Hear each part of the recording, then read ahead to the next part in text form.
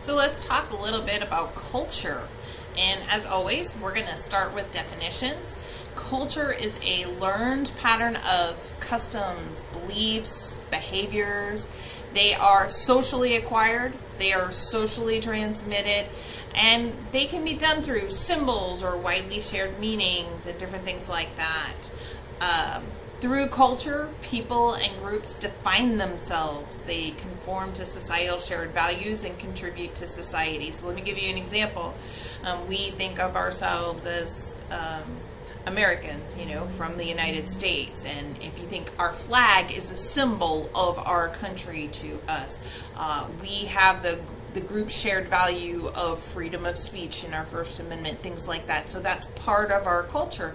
And that's a big scheme for the nation, but locally you have local cultures and subcultures and different things like that.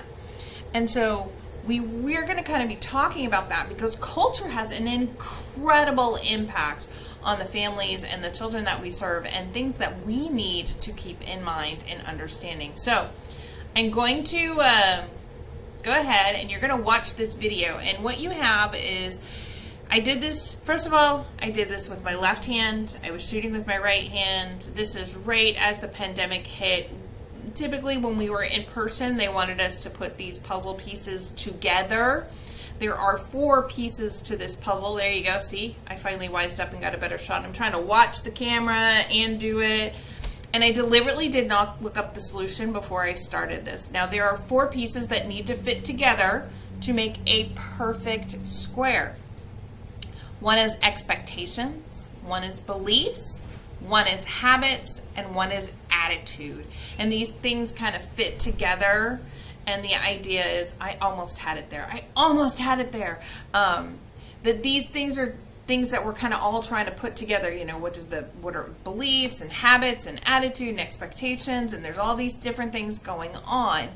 And so this was an exercise that you used to do in person, and I would literally hand out puzzle pieces, and boy, could you tell people who love puzzles versus not loving puzzles. But this is kind of like us balancing everything that has to do with the child, what they believe, their habits, how's their attitude doing, how's their resilience doing, their expectations. And look, I finally made a square.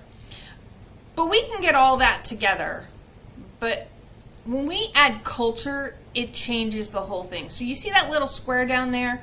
We're going to add that added piece of culture, and it's going to change how everything works together and look. And so I'm going to go ahead and I'm going to press the button, and you're going to watch me suffer. Again, I did not by any means look up how to do this, and I hadn't done it in a couple of months. But the pieces fit together, again, in another square differently when you add the culture. And so we don't want to lose sight of that piece, and which is why you're watching this with me as we struggle through. Lisa's not good with puzzles. I will be the first to admit I am not a puzzle person. I had 2 of my children that love puzzles. That had to become a dad activity. I am just not, that's not my thing. I have a lot of friends who love puzzles, but yeah, not my thing. But the point is, as you watch me struggle here, putting the pieces together, we want to make sure we have all the pieces. Otherwise, the square, like is right there, is not going to come out right. And culture is one of those really key pieces. And so we're going to talk first. Culture is kind of like an iceberg, is a analogy that many of us use. There are parts that you can see, but most of it you can't see. It's kind of below the surface. Visible parts include dress, music, food, games, different things like that. Invisible parts include rules of guiding, unwritten rules that guide you to do one thing or another, patterns of speech, concepts of time, and the meanings of body language. So let me freeze right here for a second.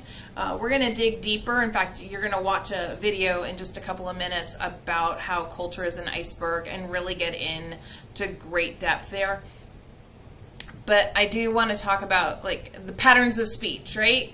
So I grew up in the Northeast. It is very staccato, to use a musical term. It is very rapid, talk really fast, get it out there, very loud, do. And then I spent a lot of time in the South as my husband wasn't stationed there.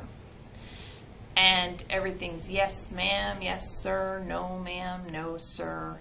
It is a completely different pace of life.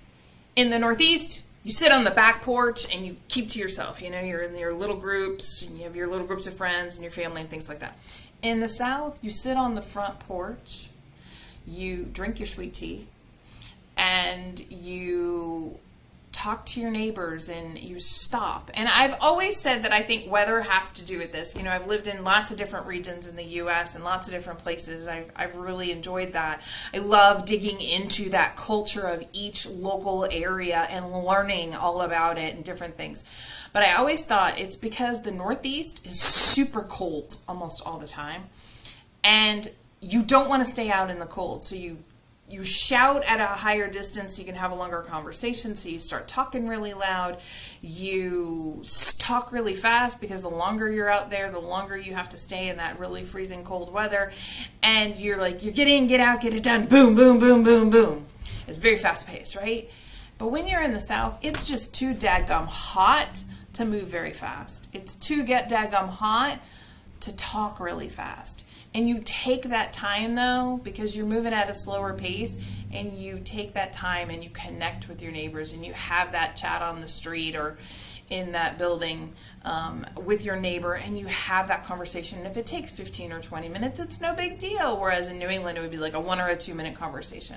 Now, I'm not saying that that's accurate, but that's always been kind of my perspective on different parts of culture that are really easy to look at and understand and be like, oh yeah, I've seen that stereotype, or oh, I understand that, and kind of really get what culture is talking about. So even more about this culture iceberg